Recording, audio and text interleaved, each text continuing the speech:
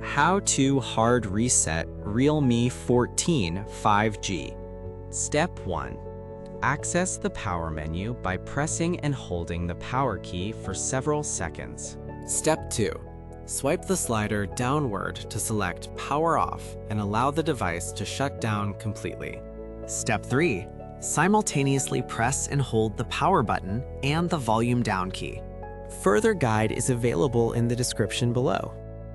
Since the remaining steps are technical and complex, we have detailed them in an external blog post.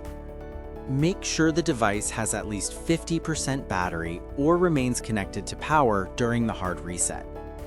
After the hard reset finishes, disconnect any cables and let the phone sit for 30 to 60 seconds before use.